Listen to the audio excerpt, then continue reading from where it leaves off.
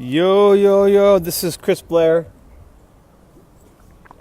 We are finally starting to have what looks like it might be spring weather today here in Japan. It's been the coldest spring I've ever experienced in my entire time in Japan. I've been here, as you know, I've been here in Japan for 20 years, and it's been freezing. I mean, last night was so cold. I want to tell you guys something about me. I have really bad dust allergies. Okay, so actually every night before I go to bed, I take the spray so I can sleep. The spray helps. It's like a steroid spray, and I take it and I take 2 shots in each nose, and I've been doing it for years because I have dust allergies. I've had dust allergies for a long time. So anyway, I always like to turn the heater or cooler off when I sleep because the heater stirs up the dust. Anyway, last night it got so cold, and when I was asleep, I literally got up from bed and I went to my closet and I unzipped a little bit of wind here. I unzipped my winter blanket and I brought it out because then I looked at my phone just to see what temperature it was, and it was 2 degrees in Tokyo last night. I couldn't believe it. In April. I mean, that just doesn't happen. I mean, I've been in Japan 20 years. I've never experienced anything like that. Anyway, so then I woke up and it was so cold this morning. I'm like, oh fuck! So I got out of bed quickly and I turned the heater on and I got back under the blanket and let the apartment warm up for a little bit before I got out of bed. Anyway, it was a funny experience in April. I do that usually when in the winter. I have a remote control for the heater and I put the remote control next to the bed I'm sleeping in so I can turn on the heater and warm up the house before I get out of bed. Anyway, I guys know, but sleeping with the heater or the cooler on, all that dust circulates, and it's just really, really bad for your nose. And then one of my doctors recommend never to sleep with the heater or the cooler on because it helps my allergies. Wow, suddenly the wind just picked up here. I'm located in Japan. Okay. Anyway, so this story is not about my dust allergies. None of you guys care about that. I just decided to bring that up just as a sort of a filler. I like to have a little bit of filler at the beginning of these live streams to get more people on. Anyway, I want to talk about the changes. I knew about this about a week ago. I saw the changes, but I didn't comment on it. I was just sort of observing what was going on. Okay. Yeah, I know it's 8:20 p.m. in California. I have a lot of coaching students in the United States, and I usually do my calls morning time, Japan time, which is their evening time in the United States. All right, so I knew about this about a week ago, but I didn't make any comments about it. Sort of often when there's a big announcement, I don't like to be like the masses and just make some run and make comments on it, because a lot of people do that and they misunderstand or misrepresent the ramifications of every new policy change that happens on Shopify or Facebook or whatever. Wow, the wind is killing me here. It wasn't windy just a second ago. Thought I'd sit down outside when it was warm, and then now suddenly the wind's picked up. I don't like to misrepresent things that happen, because, guys, from someone who's been in this game since 2012, right? First of all, and online since 2009, okay? I started online part-time, went full-time in 2010, but I've been doing the eCom since 2012. I've seen a lot of changes. I've seen a lot of people panic about this. Oh, Facebook's algorithm changes. I mean, we can no longer scrape UIDs and create custom audiences. Business is over. Oh, competition is so stiff these days. You know, eCom is dead. I've seen all these things come and go and come and go and come and go. And what happens is the strong survive and the weak quit. I mean, that's the honest truth. The people who are strong and truly know how to adapt and adjust survive, and the ones who don't, well, the wind's gone, thank God, don't make it. And I am personally excited, about this PayPal change. I'm excited about it. Okay? Now, for those of you who don't know what that is, PayPal is now implementing a rule, and actually today, after someone in my mastermind group posted an article about it, today I finally got on the phone and I called my PayPal rep. And I said, hey, I want to ask you about this new rule change, and can you explain it to me and why it's being implemented and blah, blah, blah. Had a nice long conversation about it, and it's exactly what I suspected. Okay? All right, so what the rule change is this. Now, when you hear the rule change, you're going to panic. Okay? The rule change is this. When you have a refund, right, they're no longer going to also refund you the PayPal fee. That's right. They're going to take their 2.9%, plus the 30 cents that they always take, and they're not going to refund it to you. Now that may sound like we're getting screwed, okay? But actually, it's a blessing in disguise. Okay, and I'll tell you why. I'll tell you why this is a blessing in disguise. Okay, first of all, it comes down to the core as to why they're doing this. Okay, it goes back to the same reason why Facebook introduced the customer satisfaction survey on Facebook a year, like 8 months ago. A lot of customers were complaining to Facebook about slow delivery and shoddy quality of stuff being sold by us eCom sellers on Facebook with Facebook ads. Complaints. So Facebook created an algorithm that would create customer feedback surveys, and based on that, right, it would affect your ad performance from any given fan page and any given ads count, right, in your entire business account. I mean, basically Facebook is saying, hey, we're going to reward you for creating a proper supply chain, and we're going to punish you for not doing so. Okay? And it makes sense. They want their users to be confident to buy products off of Facebook. Sorry. Put that can on the ground so the wind doesn't blow all over the place. The wind has picked up something here. I want to continue this video. The show must go on. It already started. All right, so they want their users to be confident in what they buy is going to come in a timely manner, and it's going to be good quality. Because that means that more people are going to buy on Facebook. Facebook's going to get more data on what people are buying. And what's going to happen after that is they're going to get more data and be able to optimize our ads even better. And it's going to filter out the bad advertisers, right? And the bad sellers, the ones who are not properly vetting their suppliers. Okay? And by the way, this is mostly a dropship problem, but can also happen in POD. And I'm going to talk about this, how to vet your suppliers here a little bit in the sense. It's funny, this ties in the video I made yesterday about vetting suppliers and scaling up too fast without vetting. Okay, right. So that's what Facebook. Well, PayPal's seeing the same thing. PayPal's seeing the same thing on eBay. They're seeing the same thing on people in those Shopify stores.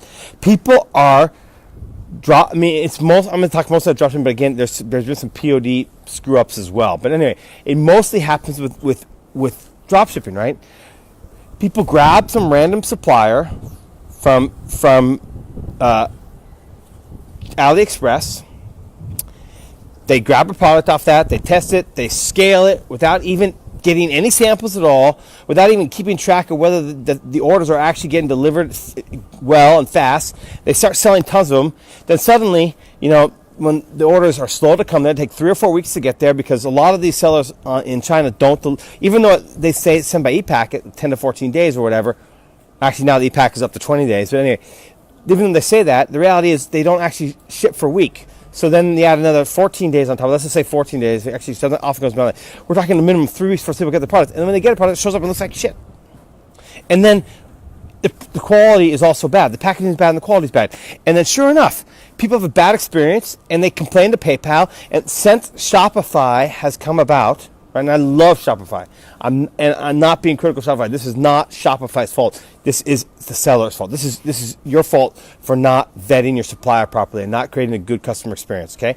And I'm talking about solutions to this here in a second, right? So I'm not going to leave you hanging here. I'm going to actually offer some solutions. But I wanted to just address the problem, and I don't want to bullshit pussyfoot around it, okay? We as sellers, e-com sellers, are delivering in general, right? In fact, I'm opposite. I've helping my students create websites they can sell. I've had 7 of my students have a brand that's sellable, and they sell it for a nice, huge buyout. Okay. Anyway, that's a different story. But I'm saying most Shopify sellers are drop shipping stuff from China. They're not vetting their suppliers, even when they find a winning product, and the quality's all over the map. And so PayPal has decided enough's enough. If that's the kind of service that you're going to deliver to our PayPal buyers, right? Our PayPal users. PayPal is the most popular payment, most popular payment provider, right? Everyone who shops online wants to use PayPal. Not everyone, but the majority, 78% of people want to use PayPal, right? If you're going to treat our customers that way, we're going to punish you for it. We're going to punish you for it in numerous ways. Number one, they're holding people's cash in reserve for 3 or 4 months before they give it to them, right? Or at least half it. Now they added this new thing where they're saying, hey, look, if you get refunds, we're going to keep the transaction fees. You're not getting refunded on that.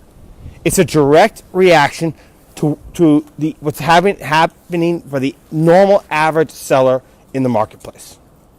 That is the honest situation, okay? And you guys may hate me for saying this, right? And maybe people are going to say, oh, man, that Chris Blair is a dick. I don't care, guys. I care about helping you if you want that help, okay? Now, what is the solution, guys? What is the solution? Well, there's a couple solutions I could suggest, okay? Number one is a solution I've been suggesting for years. You should turn the focus of your business to print on demand. It's good quality suppliers from the United States, fast delivery. I mean, it's reliable. And guys, guess what? When people say, well, POD is harder and there's less profit, and that all may be true, but that's actually not 100% true. There's some great products with POD that you can sell, for high margins. I have one of my students right now, one of my private coach students has a product right now he's selling for $50 margins. $50, guys. So, yes, that's a rarity. In general, POD profits are probably less profit upfront than some of the dropship products. But, guys, think about this, right? That is a short-term thinking about your business. Short-term. Because if someone's waited 3 or 4 weeks to get their product, it doesn't matter if it's good or not. They're very unlikely to buy from you again. It's just a one-time transaction you get stuck with. With POD, it's a totally different thing. POD, they're getting the product within 4, 6, 7 days, usually, right? Sometimes a little longer. They're ecstatic. It's a good product that shows up, and guess what? They buy from you over and again. I have customers who've been buying me for years, over and over and over and over and over again, okay? Now, I'm not saying you can't drop ship, right? By the way, I have some people who are successful with drop shipping as well in my course of Mastermind. But what do you do with that? Okay, so if you're drop shipping, right? Okay, now I agree. You can't go out and vet every single supplier for every single product you test. That would just take a lot of time and cost you a lot of money because you have to order these products over, right? So test is normal, right? But when you find something that's selling, before you start pushing it and scaling it and bringing a lot of orders and bringing a lot of potential complaints on Facebook via the customer feedback score, or bringing complaints to PayPal, right? Get samples. Get samples. And guys, don't order the samples under your name, okay? The suppliers, these manufacturing sellers know who's buying them. They know who is buying them. So get samples. Ask your girlfriend, boyfriend, husband, wife, whatever, child, some sort of different person to order it, have it come, right? So it looks like a random order, all right? See what kind of packaging it shows up. See the quality, right? And you probably want to order more than one, maybe 2 or 3, so you can because sometimes I've noticed that some suppliers in China, the quality can be good on one thing and bad on the other thing, okay? Same product. Joseph suggests US-based suppliers. That's for dropshipping. That could also work as well. US-based suppliers.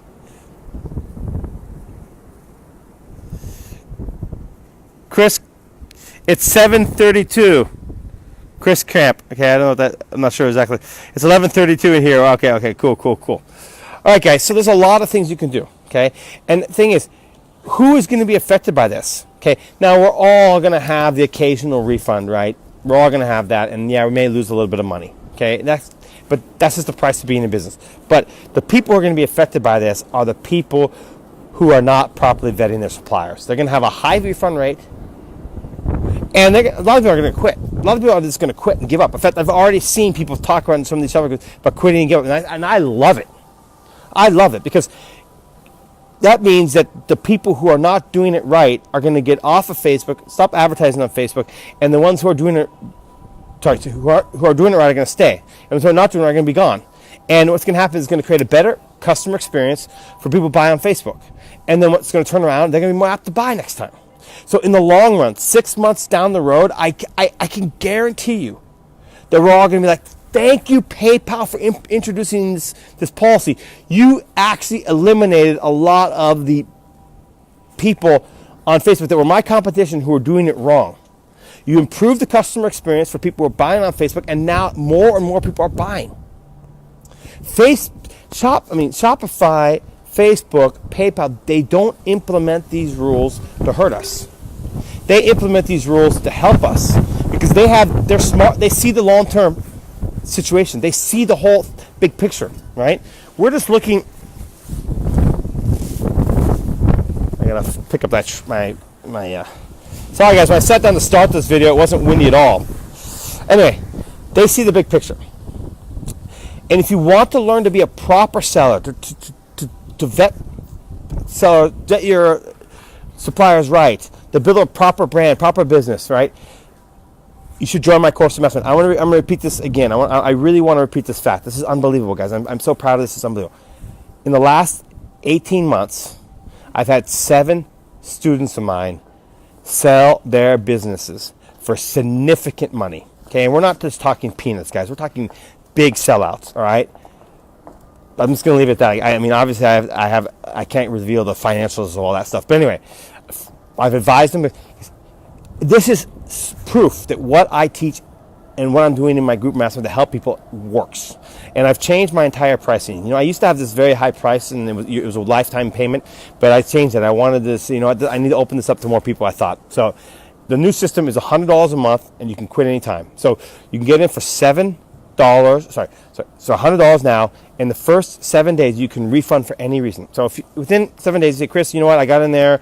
I've gone through some of the content. I've gone on your live stream Q&As because I have 2 to 3 live stream Q&As where I answer questions every single week.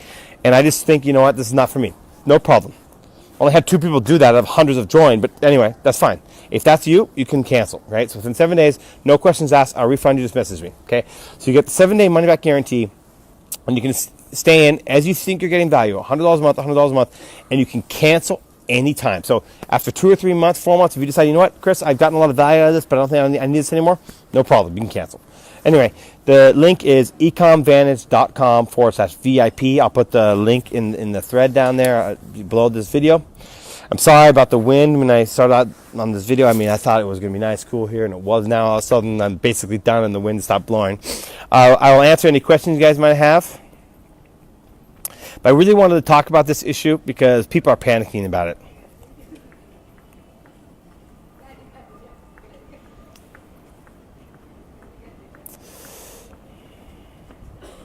Chris, no, it's not Amazon's fault.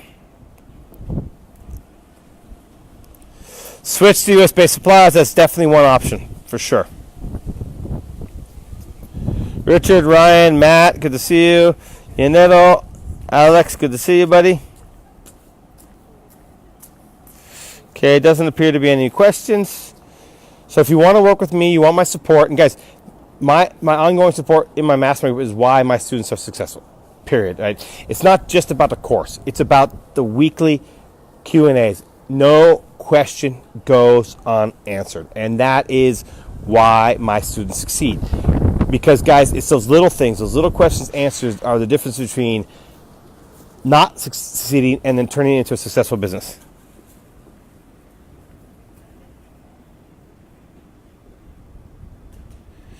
Yeah, I personally, Joseph, I think it's a good move on PayPal's side. They know what they're doing.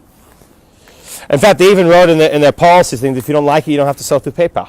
Well, that's going to eliminate, 70 to 80% of the buyers want to buy through PayPal, maybe 60%, right? So not having PayPal on your site is going to really hurt your sales. So my recommendation is that you stay with PayPal, but you improve your back-end supply system. So you're fulfilling orders quickly. You're building, happy customers. They'll come back and buy from you over and over again. And in my opinion, the best way to do that is print on demand. But dropshipping can work as well if you vet your suppliers right. You get the right suppliers.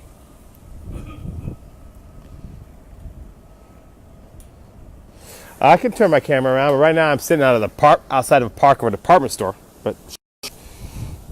So that's one of the most famous department stores in Japan called Marui. And I'm sitting in this little... Whoa, hold on, give me a second. Didn't mean to drop that there. Sorry about that, I just dropped my phone on the ground. And this is this little park right behind it. I come here a lot because I have this little table there, and I sit down and open my computer, which I'm going to do after this live stream's done. And this is literally, I'm not joking, you guys, like 3-minute walk from my house. So I come here a lot. It's so beautiful just to sit out here and work, and especially in the summer. Today was a little bit cold. Can't turn around anymore. I don't know what's going on. Facebook won't let me turn around anymore. Yep, cool. All right, guys, so go to ecomvantage.com/VIP. I'm looking forward to working with you. And sorry about the wind and everything today. I didn't expect that. It was literally, there was no wind when I started the video, which is crazy. Cheers. We'll see you in the next video.